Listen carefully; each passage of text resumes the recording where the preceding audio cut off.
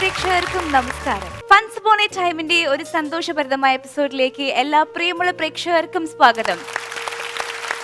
ഫൺസ് upon A ടൈമിന്റെ ഈ ചിരി മത്സര ആഘോഷ വേദിക്ക് കൂടുതൽ നിറച്ചാർത്ത് നൽകാനായി ഞാൻ സ്വാഗതം ചെയ്യുന്നു നമ്മുടെ സ്വന്തം രമേശ് പിഷാരടി. വെൽക്കം രമേശ് ഏട്ടാ.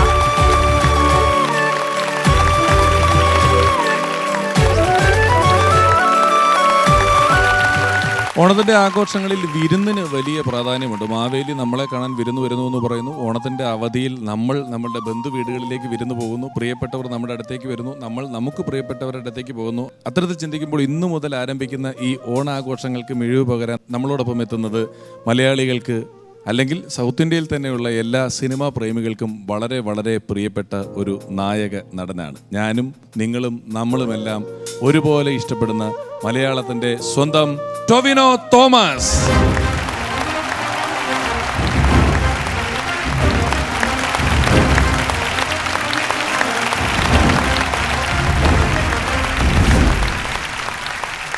ഈ ഓണത്തിന്റെ വിശേഷങ്ങൾ എന്താണ് ടൊവിനോ? ഈ കൊറോണയ്ക്കുള്ള കൊണ്ട് അൺസർട്ടനിറ്റി ഉണ്ടെങ്കിൽ പോലും നമ്മൾ അതുമായിട്ട് പൊരുത്തപ്പെട്ടു. ഇപ്പോൾ എത്രയും പെട്ടെന്ന് അടുത്ത ഓണമൊക്കെ ആകുമ്പോഴത്തേക്കെങ്കിലും ഇതൊക്കെ മാറി നല്ല ഹാപ്പി ആവുന്നുള്ള ടൊവിനോയുടെ ഒരു കാര്യമുണ്ട്. ടൊവിനോ എത്ര പേർക്ക് അറിയാമെന്ന് എനിക്കറിയില്ല. ടൊവിനോ പഠനം കഴിഞ്ഞ ശേഷം ടൊവിനോ പെട്ടെന്ന് തന്നെ ഒരു ജോലിയൊന്നും കിട്ടാതെ നിൽക്കുന്ന അവസരം. ഈ ഓണം ഒരു വിളവെടുപ്പിന്റെ ആഘോഷം കൂടെ ആയതുകൊണ്ട് ഒരു കർഷകനെ നഷ്ടപ്പെട്ട കഥയാണ് ഞാൻ പറയാൻ പോകുന്നത്. മലയാളികൾക്ക് നഷ്ടപ്പെട്ട ഒരു കർഷകന്റെ കഥയാണ് ഞാൻ പറയാൻ പോകുന്നത്. അങ്ങനെ പണിയൊന്നും കിട്ടാതെ വന്നപ്പോൾ ടോവിനോ കുറച്ച് സ്ഥലമൊക്കെ ഉണ്ട്, പതുക്കെ കൃഷിയിലോട്ട് തിരിയാനായിട്ടൊരു തീരുമാനമെടുത്തു. ആ സമയത്താണ് ടോവിനോയുടെ കാമുകിയായിട്ടുള്ള ഇപ്പോഴത്തെ ഭാര്യയായിട്ടുള്ള ലിഡിയ. കാരണം ലിഡിയ ടോവിനോട് ചോദിച്ചു, നിങ്ങൾക്ക് സിനിമയിൽ അഭിനയിക്കാൻ താല്പര്യമുള്ള പോലെ എനിക്ക് തോന്നുന്നു, ഉണ്ടോ എന്ന് ചോദിച്ചു. ഇല്ലേ? അങ്ങനെ അതിന്റെ ശരിക്കുള്ള കഥ എന്താണെന്ന് വെച്ചാൽ, ഞാൻ കോളേജിലൊക്കെ പഠിക്കുന്ന സമയത്ത് ഞങ്ങൾ ഒരുമിച്ചാണ്, കോയമ്പത്തൂർ പഠിക്കുന്ന സമയത്ത് ഞങ്ങൾ ഒരുമിച്ച് പോകുന്ന സമയത്ത് എൻ്റെ ഏതെങ്കിലും സിനിമ മാസികകളുണ്ടാവും. ഇത് മുഴുവൻ വായിച്ചു തീർന്നതിന് ശേഷമാണ് ഞാൻ അവളോട് പിന്നെ എന്തൊക്കെയുണ്ട് വിശേഷം എന്ന് ചോദിക്കുന്നത്. അതുപോലെ സിനിമയാണെങ്കിലും അവിടെ അന്ന് കോയമ്പത്തൂർ ഒരു തിയേറ്ററിൽ AC തിയേറ്ററിൽ 10 രൂപയ്ക്ക് നമുക്ക് ഒരു സിനിമ കാണാം. പക്ഷേ ഏറ്റവും ഫ്രണ്ടിൽ ഇങ്ങനെ ഇരുന്ന് കാണണം എന്നുള്ളത് മാത്രമേ ഉള്ളൂ. അപ്പോൾ അവിടെ പോയിട്ട് ഞാനൊരു വീക്കെൻഡൊക്കെ പോയാൽ ചിലപ്പോൾ 2-3 സിനിമ കാണും. അന്നത്തെ നമ്മുടെ സാമ്പത്തിക അവസ്ഥ വെച്ചിട്ട് 2-3 സിനിമ 30 രൂപയ്ക്ക് കാണാൻ പറ്റുക എന്ന് പറയുന്നത് ഭയങ്കര വലിയ കാര്യമായിരുന്നു സ്റ്റുഡൻറ് ലൈഫിൽ. അപ്പോൾ അതിനൊക്കെ ഞാൻ ഇവിടെ കൊണ്ടുപോയിട്ടുണ്ട്. സിനിമ കാണിച്ചിട്ടുണ്ട് ഇഷ്ടം പോലെ. അതിൻ്റെ അപ്പോൾ എനിക്ക് സിനിമയോടുള്ള ഒരു ഇഷ്ടം, അവൾ കുറച്ചും കൂടെ ഒരു ന്യൂസ് ചാനലൊക്കെ കാണുന്ന പോലത്തെ ഒരാളാണ്. പിന്നെ ഞങ്ങൾ ഫോൺ വിളികളിലാണെങ്കിലും ഞാനൊരു സിനിമ കണ്ടു വന്നു കഴിഞ്ഞാൽ സിനിമയുടെ ഫുൾ കഥയും അതിന്റെ മേക്കിങ്ങിനെ പറ്റിയും. രാത്രി 2 മണിക്ക് ഒരു കാമുകി തലേണക്കിടയിൽ പുറത്തിനടിയിലിരുന്നുകൊണ്ട് സിനിമയുടെ കഥ കേൾക്കേണ്ടി വരിക എന്ന് പറയുന്ന ഒരു കാമുകിയുടെ ഭാഗത്തുനിന്ന് ചിന്തിച്ചാൽ വലിയ പാടാണ്. സ്വാഭാവികമായിട്ടും ഈ ചോദ്യം വന്നതിൽ തെറ്റില്ല. നിങ്ങൾക്ക് സിനിമയിൽ അഭിനയിക്കാൻ ആഗ്രഹമുണ്ട് എങ്കിൽ ആ വഴിക്കൊന്ന് നോക്കൂ എന്ന് പറഞ്ഞിട്ട് ടൊവിനോ ഒരു നല്ല നടൻ ഓരോ കഥാപാത്രങ്ങൾക്കും വേണ്ടി ശരീരഭാഷയിലും അഭിനയത്തിലും സ്റ്റൈലിലും എല്ലാം മാറ്റങ്ങൾ കൊണ്ടുവരുന്നത്. ഇപ്പോൾ ഉദാഹരണം പറഞ്ഞാൽ തീവണ്ടിയിൽ തന്നെ +2 വിദ്യാർത്ഥിയായ ഒരു കൗമാരക്കാരനായും ഒരു യുവാവായും എല്ലാം അഭിനയിക്കുന്നുണ്ട്. ഇപ്പം എത്രമാത്രം ഓരോ കഥാപാത്രത്തിന് വേണ്ടിയും അധ്വാനിക്കുന്നുണ്ട്. ഇപ്പോൾ തല്ലുമാല എന്ന് പറയുന്ന സിനിമ വരുന്നുണ്ട്, അതിൻ്റെ ഒരു പ്രിപ്പറേഷൻസിലാണ്. ഇപ്പം ഞാനിപ്പോൾ വീട്ടിൽ നിന്ന് പോകുന്നു, ഞാനിപ്പോൾ ഈ പ്രീ പ്രൊഡക്ഷൻ നടക്കുന്ന ഫ്ലാറ്റിൽ ഞങ്ങളെല്ലാവരും കൂടെ ഒരുമിച്ച് താമസിച്ച് അതിൻ്റെ പ്രിപ്പറേഷൻസും പരിപാടിയൊക്കെ ആയിട്ട്. അപ്പോൾ ഒരു 10-25-26 വയസ്സുള്ളൊരു ക്യാരക്ടറാണ്. അപ്പോൾ അത് കുറച്ചും കൂടെ കൺവിൻസിങ് ആയിട്ട് തോന്നിക്കാനായിട്ട്, പിന്നെ സ്ഥിരം കണ്ടുകൊണ്ടിരിക്കുന്ന എനിക്ക് തന്നെ ബോറടിക്കും. അപ്പോൾ നാട്ടുകാരും പറയണ്ടല്ലോ. അപ്പോൾ നമ്മൾ എന്തെങ്കിലും ഒരു മാറ്റങ്ങളിടയ്ക്ക് ഒരു മാറ്റം ഉണ്ടാവും. തല്ലുമാലയിൽ എന്തായാലും സ്ഥിരം കാണുന്നതിൽ നിന്ന് വ്യത്യാസം ഉണ്ടാവും. നമ്മുടെ സിനിമാ മേഖലയിൽ ഇൻസ്പയർ ചെയ്തിട്ടുള്ള ഒരുപാട് പേരുണ്ടായിരിക്കും. അതിൽ എടുത്ത് പറയാം 2-3 പേരുകൾ ഒന്ന് പറയാം. ഓരോരുത്തരിൽ നിന്നും നമ്മൾ ഇൻസ്പയർഡ് ആവുന്നുണ്ട്. ഞാൻ ഓരോ തവണയും ഓരോ സീനിയർ ആർട്ടിസ്റ്റുകളോട് വർക്ക് ചെയ്യുന്ന സമയത്തും ഇവർ നമുക്ക് തരുന്നൊരു സ്നേഹവും പരിഗണനയും കൂട്ടത്തിലൊരാളായിട്ട് നമ്മൾ കരുതുകയും ചെയ്യുന്നതൊക്കെ അതെനിക്ക് പേഴ്സണലി ഭയങ്കര ഒരു ആത്മവിശ്വാസം തന്നിട്ടുള്ള ഒരു കാര്യമാണ്. ഭയങ്കര ഇൻസ്പയറിംഗ് ആയിട്ട് തോന്നിയിട്ടുള്ള ഒരാൾ, അത് എല്ലാവർക്കും അറിയാവുന്നതാണ്. രാജുവേട്ടനോട് എനിക്ക് അങ്ങനെ ഒരു ഇതുണ്ട്. കാര്യം ഞങ്ങൾ അങ്ങനെ ഒരു സിനിമ, എൻ്റെ സിനിമയിലെ ടേണിംഗ് പോയിന്റുകളൊക്കെ ഉണ്ടായിട്ടുണ്ട്. പിന്നെ എനിക്ക് സിനിമയോടുള്ള പുള്ളിയുടെ ഒരു കാഴ്ചപ്പാടും പുള്ളിക്ക് സിനിമയിലുള്ള ഒരു ടെക്നിക്കൽ നോളജും എല്ലാം എന്നെ ഭയങ്കരമായിട്ട് ഇൻസ്പയർ ചെയ്തിട്ടുള്ള കാര്യങ്ങളാണ്. ഞങ്ങള് കുറെ നാളായിട്ട് കുറേ കാലമായിട്ട് ദിവസേന എന്നോണം സംസാരിക്കുന്ന ആളുകളാണ്. ഡയാനയുടെ കാമുകൻ ഒരു പർട്ടിക്കുലർ സാഹചര്യത്തിൽ ഞാൻ കൃഷിയിലേക്ക് പോകാണ്ട് സിനിമയിലേക്ക് പോവുകയാണെന്ന് പറയാണ്. ഡയാൻ ഒരു ദിവസം രാത്രി 2 മണി പുതപ്പിനുള്ളിൽ കിടന്ന് ബാബു നമ്പൂതിരി സാറിന്റെ ശബ്ദത്തിൽ പറയൂ എന്ന് പറയുന്ന സമയത്ത് പുള്ളി പറയണ ഞാൻ നാളെ സിനിമയിൽ അഭിനയിച്ചാലോ എന്ന് ചിന്തിക്കുന്നു. ഡയാനെ എന്ത് പറയും? തീർച്ചയായിട്ടും അഭിനയിച്ചോളാൻ തന്നെ ആയിരിക്കും പറയുന്നത്. പുള്ളിക്ക് താല്പര്യമാണ് ചെയ്തോട്ടെ. ആ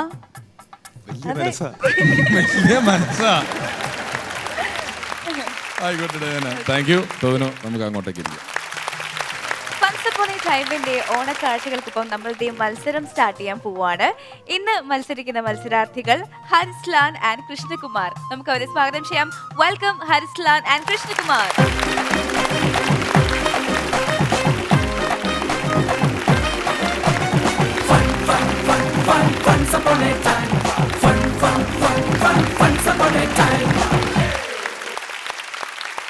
ടോവിനോ, നമ്മുടെ ഇന്നത്തെ കണ്ടസ്റ്റൻസ് ഇവരാണ്, Krishnakumar and Harislan. Hello hello, all the best. കേശവമാമൻ വിസിൽ. അയ്യോ കേശവമാമൻ എന്ത്? അയ്യോ കേശവമാ ഇല്ല, വിസിൽ അതിന്റെ പുള്ളി അങ്ങോട്ട് പോയി. ടോവി, ഇവിടെ ഒരു കേശവമാമനുണ്ട്, അറിയാലോ. പുള്ളിക്കാരൻ ഈ വിശേഷ ദിവസം പുള്ളി എവിടെ പോയി? അപ്പൊ ആര് വിസിലടിക്കും? ഞാൻ അടിക്കും. ഡയാനയ്ക്ക് വിസിലടിക്കാൻ അറിയോ? ആ അറിയാം. ഒന്നടിച്ചേ. കാലക്ക് കടു വറുത്തു. അപ്പം ഡയാന വേണം ഇന്നത്തെ സമയം നോക്കാൻ, കേട്ടാ? ഓക്കെ, അപ്പോ നമുക്ക് തുടങ്ങാം. നമസ്കാരം. അപ്പം ഹാപ്പി ഓണം. ഈ ഓണക്കാലത്ത് പഴയ ജനറേഷനൊക്കെ മാവേലി അല്ലെങ്കിൽ എല്ലാം അറിയാം, പക്ഷെ പുതിയ കുട്ടികൾക്കൊന്നും ഇതിനെക്കുറിച്ച് അറിയില്ല. അപ്പോൾ ഇവിടെ അടുത്ത് നമ്മുടെ വീട്ടിൽ മഹാബലിയൊക്കെ വന്ന് കോളിംബെല്ലൊക്കെ അടിച്ച് വാല് പറഞ്ഞപ്പോൾ ഈ മറ്റേ കുടയുണ്ടല്ലോ, ഓലക്കൊടയൊക്കെ ആയിട്ട് നിൽക്കുമ്പോൾ അവിടുത്തെ പയ്യൻ വന്നിട്ട് ഡോറ് തുറന്നിട്ട് പറയണേ, മമ്മി ഇതേ DTHൻ്റെ ആൾ വന്നിട്ടുണ്ടെന്ന്. ഓലക്കൊട കണ്ടപ്പോൾ. പിന്നെ തൃശ്ശൂരിൽ പുലിക്കളി എന്ന് പറഞ്ഞാൽ അല്ലേ, അതാണ് സംഭവമാണ്. ഓണം എന്ന് പറഞ്ഞാൽ പുലിക്കളിയാണ്. അപ്പോൾ ഈ പുലിക്കളിയുടെ പ്രത്യേക ഒരു ടേബിളോ ഉണ്ടാവും. ഈ ടേബിളോയിൽ പലതരത്തിലുള്ള കടുവ അല്ലെങ്കിൽ ബ്രഹ്മാവ്, ശിവൻ, പല പല വേഷങ്ങളുണ്ടാവുക. അപ്പോൾ ഒരു തവണ നമുക്കൊരു ഹനുമാൻ്റെ ഒരു വെറൈറ്റി ആവട്ടെ, വായുവിൽ ഇങ്ങനെ പറന്നു പോണ ഹനുമാൻ്റെ സീൻ വേണമെന്ന് പറഞ്ഞിട്ട് ഒരു ടേബിളോ ഒരു വലിയ വെൽഡ് ചെയ്ത കമ്പി ഇങ്ങനെ വെച്ചിട്ട് അതിലിങ്ങനെ ഇത്രയും ഭാഗം മാത്രം ഇരുമ്പിൻ്റെ ഒരു പ്ലേറ്റ് വെച്ചിരിക്കുക. അതായത് ഇങ്ങനെ ഹനുമാൻ ഇങ്ങനെ കിടക്കണം, ഇവിടെ സപ്പോർട്ടുള്ളതിൽ. അത് ആരും തയ്യാറാവണില്ല. കാരണം എന്താ അറിയോ, അത് പിടിക്കാൻ സപ്പോർട്ട് ചെയ്യാൻ എവിടെയും ഇല്ല, എവിടെയും പിടിക്കാനൊന്നുമില്ല. അപ്പോൾ എങ്ങനെ നിൽക്കണം വെച്ചാൽ ഹനുമാൻ്റെ ഈ മരുത്വമല വേണം, ഗദ, പിന്നെ കാലൊക്കെ ഇങ്ങനെ നിൽക്കണം. അപ്പോൾ TV-യിലൊക്കെ വരും എന്ന് പറഞ്ഞപ്പോൾ നമ്മുടെ അടുത്തൊരു ചുള്ളൻ റെഡിയായി. അവർക്ക് TV-യിൽ വരും എന്ന് പറഞ്ഞു കഴിഞ്ഞാൽ പുള്ളി റെഡിയാവും. ആ പുള്ളി അങ്ങനെ റിസ്ക് ഒക്കെ എടുത്തിട്ട് ടേബിളോ റെഡി ചെയ്ത് ഇങ്ങനെയൊക്കെ പറന്ന് ഇങ്ങനെ അടിപൊളിയായിട്ട് ഇങ്ങനെ പോവുക. പക്ഷെ ഈ തൃശ്ശൂർ റൗണ്ടാന്ന് അറിയാലോ. അപ്പോൾ തുടക്കത്തിൽ ഹനുമാൻ നല്ല അടിപൊളിയായിട്ട് ഇങ്ങനെയൊക്കെ കൈയൊക്കെ കാണിച്ച് ഇങ്ങനെ പോവുക. കുറച്ച് കഴിഞ്ഞാൽ പുള്ളിയുടെ കാല് തളർന്നു. ടേബിൾ അങ്ങനെ പോണ്ട് ഹനുമാൻ കാല് തളർന്നിട്ട് ഇങ്ങനെ കിടന്നിട്ടുണ്ട്. കുറേ കഴിഞ്ഞിട്ട് പിന്നെ കൈ താഴത്തേക്ക് തളർന്നു. പിന്നെ ഇത് റൗണ്ട് അടിച്ചു വരുമ്പോണ്ട് ഒരു തുണിയൊക്കെ ഉണക്കാട്ട പോലെ പുള്ളി ഹനുമാൻ ഇങ്ങനെ കിടക്കുന്നു ടേബിളിൽ. ഇനി ഓണക്കാലമായാലാണ് നമ്മൾ പലരും എന്താ പറയുക, ഈ പുലിക്കളിയുടെ കാര്യം പറഞ്ഞ പോലെ പുലിക്കളി ആ വേഷം കെട്ടിയൊക്കെ നടക്കില്ലേ. അപ്പോൾ അതിൽ ആൾ തികയാണ്ട് വരുമ്പോൾ ചിലവരൊക്കെ പിടിച്ച് തൽക്കാലം പിടിച്ച് നിർത്തും. അപ്പോൾ ഇവിടെ നമ്മുടെ അവിടുത്തെ ഒരു സുധീഷ് എന്ന് പറഞ്ഞ പുള്ളിയുണ്ട്. പുള്ളീനെ പിടിച്ച് നിർത്തുന്ന സമയത്ത് ആളുടെ പിറ്റേ ദിവസം പറഞ്ഞു, എനിക്ക് പെണ്ണ് കാണാൻ പോകാനുള്ളതാണ്, അതുകൊണ്ട് ഇന്ന് ഞാൻ ശരിയാവില്ല, നാളെ ക്ഷീണാവും. നീ എന്ന് പറയുന്നത് സിമ്പിൾ കാര്യമില്ല, നീ വൈകുന്നേരം 6:30 ആകുമ്പോഴേക്കും ഫ്രീ ആവാം, കാലത്ത് പോകാമെന്ന് പറഞ്ഞ പെണ്ണ് കാണാൻ. അപ്പോൾ പുള്ളിയുടെ വിചാരം ഈ പെയിൻ്റൊക്കെ കഴുകിയ പോകുന്ന, ഇത് ഇനാമൽ പെയിൻ്റാണ് കൊണ്ടടിക്കുന്നതാണ് പുലിക്കളുടെ ഡിസൈൻ. അങ്ങനെ ഡിസൈനൊക്കെ അടിച്ച് പിറ്റേ ദിവസം പെണ്ണ് കാണുമ്പോൾ ഇവൻ ഉരച്ചിട്ട് ഇതൊന്നും പോണില്ല. അപ്പോൾ മേല് മുഴുവൻ പുലിയുടെയൊക്കെ ഡിസൈൻ, ഇവിടെ കണ്ണ്, മീശയൊക്കെ ഉണ്ട് പുലിയുടെ. പുള്ളി പെണ്ണ് കാണുന്നിടത്ത് മുഖം ടൗലുകൊണ്ടൊക്കെ പരമാവധി മറച്ചു പിടിച്ചു. അങ്ങനെ ചായയൊക്കെ കൊടുത്തിട്ട് ഇരുന്നിട്ട് ചായ കുടിക്കുമ്പോൾ ടൗൽ എടുത്ത് കഴിക്കുന്നതോടുകൂടി പെണ്ണിൻ്റെ അച്ഛൻ പറയണേ ബ്രോക്കറോട്, ചെക്കൻ പുലിയാണെന്ന് പറഞ്ഞപ്പോൾ ഇത്രയും പ്രതീക്ഷിച്ചില്ല. പിന്നെ ഓണം ആയാലാണ് റേഷൻ കാർഡൊക്കെ നമ്മൾ എടുത്ത് നോക്കുക, കാരണം മാവേലി സ്റ്റോറിൽ നിന്ന് എന്തെങ്കിലും വാങ്ങാൻ. അപ്പോൾ അവിടുത്തെ നമ്മളൊരു ശങ്കരേട്ടൻ റേഷൻ കാർഡ് എടുത്തിട്ട് നോക്കിയിട്ട് പറയത്തോട്ട് ഇങ്ങനെ വിഷമിച്ചിരിക്കുക. കുടുംബനാഥൻ എന്നുള്ളിടത്ത് പുള്ളിയുടെ ഭാര്യ രമണിയുടെ പേരും 65 വയസ്സും, കുടുംബനാഥ എന്നുള്ളിടത്ത് ശങ്കരേട്ടൻ്റെ പേരും പുള്ളിയുടെ 58 വയസ്സുണ്ട്. പുള്ളി ഇങ്ങനെ വിഷമിച്ചിരിക്കുമ്പോൾ മെമ്പർ വെച്ച് എന്താ പറ്റി വെച്ച് പുള്ളി പറഞ്ഞു, അല്ല നീ കണ്ടേ കുടുംബനാഥൻ എന്ന് പറഞ്ഞാൽ ആരാ? കുടുംബനാഥൻ വീട്ടിലെ കാര്യങ്ങളൊക്കെ തീരുമാനിക്കുന്ന ആളാണ് കുടുംബനാഥൻ. അതന്നെ നീ റേഷൻ കാർഡിൽ ഇത് കണ്ടോ? അപ്പോൾ നോക്കി അതൊക്കെ സപ്ലൈകോയിൽ മാറ്റിക്കൂടെ എന്ന് പറഞ്ഞു. പുള്ളി പറയാം, അതല്ലാന്നേ വീട്ടിലെ കാര്യങ്ങൾ എങ്ങനെ ഈ സപ്ലൈകോക്കാരെ അറിഞ്ഞെന്നാ പുള്ളിയുടെ വിഷമം. നമ്മുടെ ഈ ഫാമിലി ഗ്രൂപ്പിലും നാട്ടിലെ ഗ്രൂപ്പിലും ഒക്കെ കേശവമാമനെ പോലെ സ്ഥിരമായി ഫേക്ക് ന്യൂസ് ഇടുന്ന ഒരാളുണ്ടാവുമല്ലോ. അവനിപ്പോൾ അടുത്ത് ഇട്ടൊരു ഫേക്ക് ന്യൂസാണ്. 65 വയസ്സിന് മേലുള്ള ആൾക്കാർ കോവിഡിൻ്റെ വാക്സിൻ എടുത്തു കഴിഞ്ഞിട്ടുണ്ടെങ്കിൽ 35 വർഷം കഴിഞ്ഞാൽ തട്ടിപ്പോകാൻ സാധ്യതയുണ്ടെന്ന് പറഞ്ഞിട്ട്. ഇത് കേട്ടിട്ട് 98 വയസ്സുള്ള എൻ്റെ അമ്മൂമ്മ വാക്സിൻ എടുക്കാൻ കൂട്ടാക്കാണ്ട് അവിടെ വീട്ടിലിരിപ്പുണ്ട്. പുള്ളിക്കാരത്തിയുടെ കാര്യം നല്ല രസമാണ്. അവന് കഴിഞ്ഞ വർഷം കൊറോണ പോസിറ്റീവായി, അവൻ FLTCയിലേക്ക് മാറ്റാനിരിക്കുക. അവൻ പുള്ളിക്കാരത്തിക്ക് സ്വന്തമായി ഒരു ഫാർമസി ഉണ്ട്, ഒരു മരുന്ന് ഡബ്ബയാണ്. അതിൽ ലോകത്തുള്ള എല്ലാ മരുന്നുകളും ഉണ്ടാവും. പുള്ളിക്കാരത്തി അതിന്ന് ഒരു എക്സ്പയറി ഡേറ്റ് കഴിഞ്ഞ് ഗുളിക എടുത്ത് വന്നിരിക്കുക. ഇത് കഴിച്ചാൽ മതി, നിന്റെ കൊറോണയൊക്കെ പമ്പ കടന്ന് പോകുമെന്ന്. മാലയിട്ട് വ്രതവും നോറ്റ് പമ്പ കടന്ന് ശബരിമലയ്ക്ക് പോകാനിരിക്കുന്ന ആളാ കൊറോണ പുള്ളിക്കാരത്തിയുടെ വിചാരം.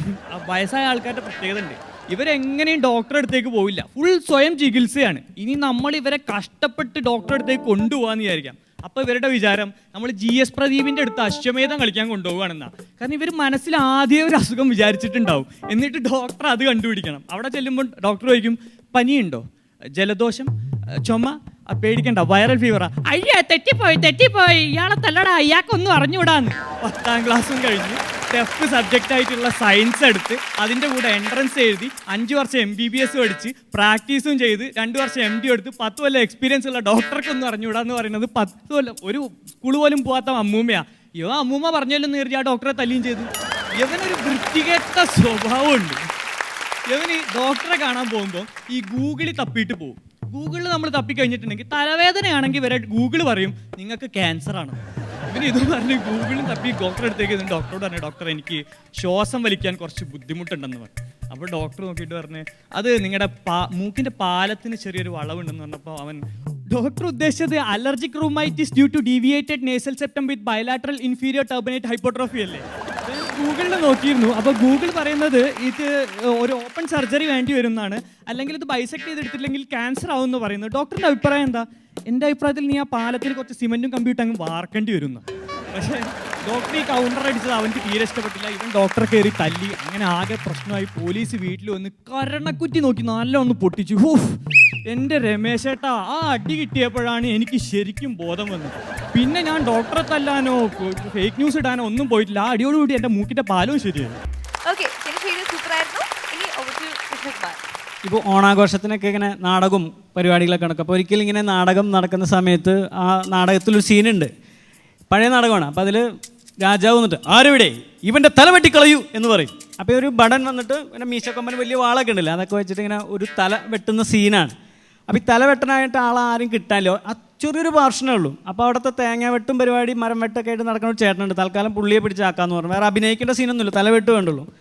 അങ്ങനെ അദ്ദേഹമാണെങ്കിൽ എപ്പോഴും മൈൻഡിൽ മുഴുവൻ നാളികേരം വെട്ടും തെങ്ങുകയറ്റം മാത്രമാണ് ആളുടെ ലൈഫ്, വേറെ ഒന്നുമില്ല.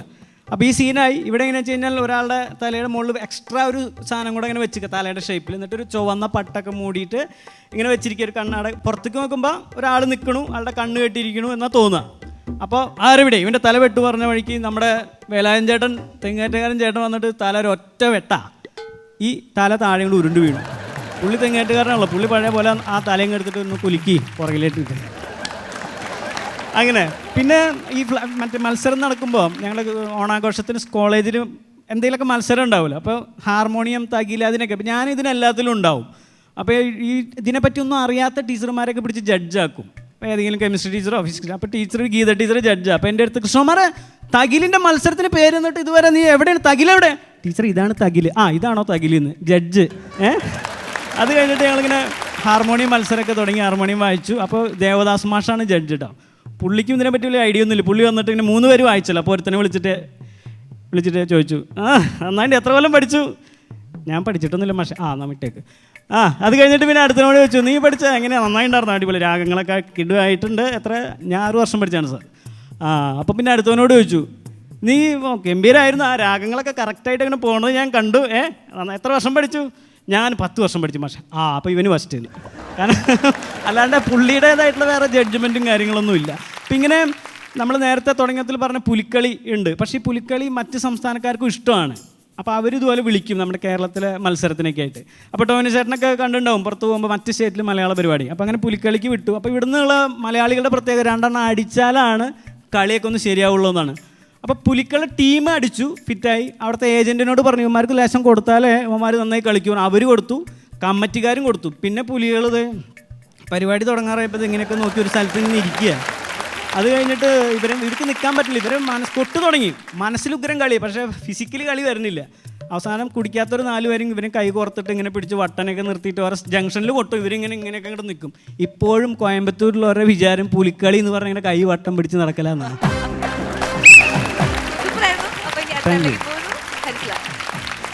ചേട്ടാ കയ്യിലെ കോമഡിയൊക്കെ തീർന്നു.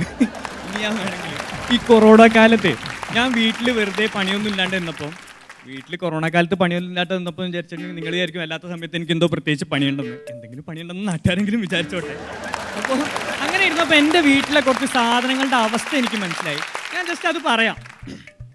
എന്നെങ്കിലും ഈ കൊറോണ മാറി എൻ്റെ വീട്ടിൽ വീണ്ടും ഗസ്റ്റ് വരുമെന്നും ഗസ്റ്റ് വന്നിട്ടുണ്ടെങ്കിൽ തന്നെ വീണ്ടും ഓണാക്കും എന്ന പ്രതീക്ഷയോടെ ജീവിക്കുന്ന ഒരു AC, ഒരു തെറ്റും ചെയ്യാണ്ട് ഷോക്കേസിൽ വർഷങ്ങളായി ജീവപര്യന്തം ശിക്ഷ അനുഭവിച്ചുകൊണ്ടിരിക്കുന്ന ഡിന്നർ സെറ്റ്, ജലപാലം പോലും തൊടിയിച്ചിട്ടില്ല ഇന്നേ വരെ എൻ്റെ അമ്മ അവരെ. അവർക്ക് അറിഞ്ഞൂടാ അവരുടെ നിയോഗം എന്താണെന്നുള്ള സത്യം. വീട്ടിലുണ്ടാക്കുന്ന എല്ലാ ചപ്പ് ചവറ് സാധനങ്ങളും തൻ്റെ ഉള്ളിലൊതുക്കി ആരെയൊന്നും അറിയിക്കാതെ എല്ലാം ഉള്ളിൽ വെച്ച് കൂളായിരിക്കുന്ന ഞങ്ങളുടെ ഫ്രിഡ്ജ്, എത്ര തല്ലിയാലും മറുത്തൊരക്ഷരം പോലും മിണ്ടാതെ തൻ്റെ മൂട്ടിലെ ബാറ്ററി തീർന്നു എന്ന സത്യം ഇന്നും അച്ഛനെ അറിയിക്കാതെ ചാനൽ മാറ്റിക്കൊടുക്കുന്ന ഞങ്ങളുടെ റിമോട്ട്, ഇന്നും ആ കഷ്ടം എന്താ വെച്ചിട്ടുണ്ടെങ്കിൽ ആ ബാറ്ററിയുടെ അവസ്ഥയാണ്. അതിലെ തിരിച്ചും മറച്ചു വിട്ട് പോരാത്തതിന് കടിച്ചമർത്തി അതിൻ്റെ ആത്മാവ് വരെ ഊറ്റിയെടുക്കും. ഇത് കഴിഞ്ഞിട്ട് മാസങ്ങളായി ഹോർലിക്സിൻ്റെയും ബൂസ്റ്റിൻ്റെയും കുപ്പിയിലിരിക്കുന്ന അണ്ടിപ്പരിപ്പും കിസ്മിസും ഇവർക്ക് ഉറുമ്പിന് പോലും അറിയില്ല ഇവരെവിടെയാണെന്നുള്ള സത്യം. ഈ കൊറോണ കാലത്ത് കേക്ക് ഉണ്ടാക്കാൻ ചെന്നപ്പം ചൂടായ ഞങ്ങളുടെ ഓവൻ, ചേട്ടാ ഞാൻ ഒഴിച്ചു വെച്ച പച്ചവെള്ളം ഷാമ്പു ആണെന്നും കരുതി കഴിഞ്ഞ ആഴ്ചയും കൂടി ഞാൻ കുളിക്കുമ്പം എനിക്ക് ഷാമ്പു ഒഴിച്ചെന്ന എൻ്റെ ഷാമ്പു കുപ്പി, ബാറ്ററി തീർന്ന് വാർന്നൊലിച്ചിട്ടും പല്ലിക്കൊരു പ്രസവവാടാവുമല്ലോ എന്നും കരുതി അനക്കാണ്ട വെച്ചിരിക്കുന്ന ഞങ്ങളെ ഹോളിലെ ക്ലോക്ക്. ഇന്നലെയും കൂടി അച്ഛൻ പറഞ്ഞിട്ടുണ്ടായിരുന്നു, മക്കളെ ആ ക്ലോക്കിലെ ബാറ്ററി മാറ്റിയാലേ നമ്മളെയൊക്കെ സമയം ശരിയാവുള്ളൂ എന്ന്. ബിസ്ക്കറ്റ് ആണെന്നും കരുതി ഞാൻ തുറന്നു നോക്കിയപ്പം അതിൽ നിന്ന് എന്നെ നോക്കി പുഞ്ചിരിച്ച സൂചിയും നൂലും. ഇതെല്ലാം കഴിഞ്ഞ് ഞാൻ ഇങ്ങോട്ടേക്ക് ഇറങ്ങാൻ നേരത്ത് ഗേറ്റിൻ്റെ അടുത്തുനിന്ന് ഒരാൾ പുറകിൽ നിന്ന് എന്നെ വിളിച്ചിരിക്കുക, മക്കളെ പെട്രോളിൻ്റെ വില ഇങ്ങനെ കുതിച്ചു വരുന്നെന്നും കരുതി നീ എന്നെ അങ്ങ് ഒഴിവാക്കല്ലേടാന്ന്. ഷെഡിലിരിക്കുന്ന എൻ്റെ ബൈക്കാ. ഇത്രയും ഡിപ്രഷൻ അടിച്ചിരിക്കുന്ന ആൾക്കാരുടെ ഇടയിൽ നിന്ന് വന്നിട്ട് ഞാൻ എങ്ങനെയാ ചേട്ടാ കോമഡി പറയാ? അടിച്ചോ ഞാനാ. Okay, very good. കൃത്യസമയത്ത് തന്നെ കംപ്ലീറ്റ് ചെയ്തു. ഓക്കെ, നല്ല രസകരമായ ഒരു പെർഫോമൻസ് ആയിരുന്നു 1-on-1. അപ്പം എങ്ങനെയാണ് ഫീഡ്ബാക്ക് എന്താണെന്നൊക്കെ അറിയാം. ടൊവിനോ? അടിപൊളിയായിരുന്നു. ശരിക്കും ഈ സ്റ്റേജിൽ വന്ന് നിന്ന് ആളുകളുടെ മുമ്പിൽ ഒരു തമാശ പറഞ്ഞ് ഫലിപ്പിക്കുക എന്ന് പറയുന്നത് ചെറിയ പരിപാടിയല്ല. ഇപ്പൊ സിനിമയൊക്കെ ഇപ്പൊ അതിൻ്റെയൊക്കെ ഉസ്താദാണ് ഇരിക്കുന്നത്. അതായത് ഇത് അത്ര എളുപ്പമുള്ള കാര്യമല്ല എന്ന് എനിക്ക് പറയാം, നിങ്ങൾക്ക് പറയാം. അപ്പോൾ അത്രയും കൺവിൻസിംഗ് ആയിട്ട് ഇത്ര രസകരമായിട്ട് ഈ കഥകൾ പറഞ്ഞ് ഫലിപ്പിച്ച നിങ്ങൾക്ക് എല്ലാവിധ ആശംസകളും. അടിപൊളിയായിരുന്നു, കുറേ ചിരിച്ച്. All the best. Thank you. രണ്ടു പേരുടെയും പ്രകടനം വളരെ ഗംഭീരമായിരുന്നു. നമ്മുടെ പ്രകടനം അത്രത്തോളം നന്നാക്കുക എന്നുള്ളത് നമ്മുടെ ഉത്തരവാദിത്വമാണ്. അവിടെ നിങ്ങൾ രണ്ടുപേരും 100% വിജയിച്ചു എന്ന് വേണം ഈ ഒരു അവസരത്തിൽ പറയാനായിട്ട്.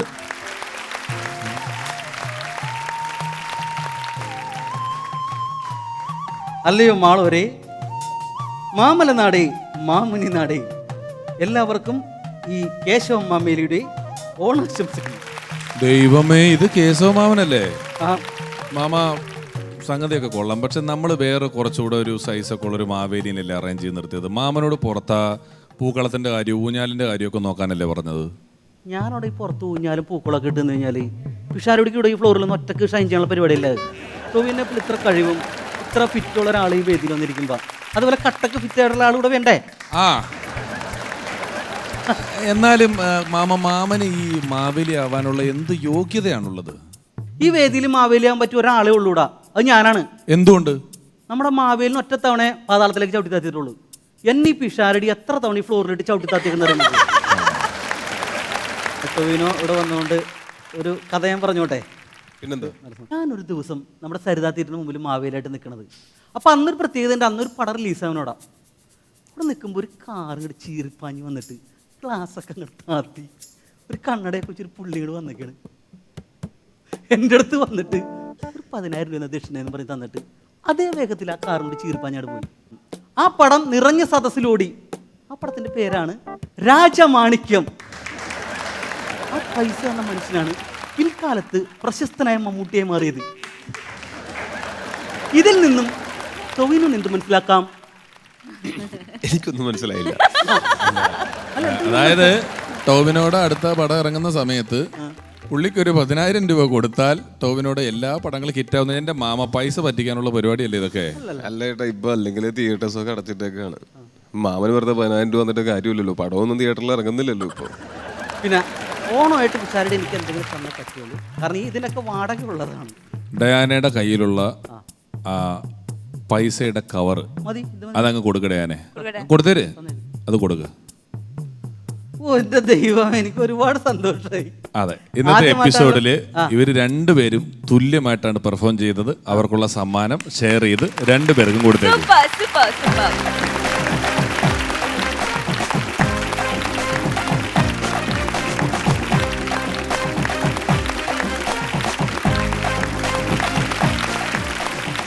മക്കളെ, പണ്ട് ഞാനൊരു റിയാലിറ്റി ഷോയിൽ മാവേലിയായിട്ട് പങ്കെടുക്കുന്ന സമയത്ത് അവിടെ 2 കുട്ടികൾ വന്ന് മത്സരിച്ചു. അവർക്ക് കിട്ടിയ ആ സമ്മാനത്തുക അവിടെ മാവേലിയായിട്ട് നിന്ന് അമ്മാവൻ അവർ സമ്മാനിച്ചതിന് ശേഷം പിൽക്കാലത്ത് അവർ വലിയ ഉന്നതിയിലെത്തപ്പെടുകയും അവർ വലിയ നടന്മാരാവുകയും ചെയ്തു. ഇതിൽ നിന്നും നിങ്ങൾക്ക് എന്ത് മനസ്സിലാക്കാം? നമ്മുടെ ഇന്നത്തെ എപ്പിസോഡ് ഇവിടെ പൂർണ്ണമാകുന്നു എന്ന് മനസ്സിലാക്കാം. എല്ലാവർക്കും ഹാപ്പി ഓണം.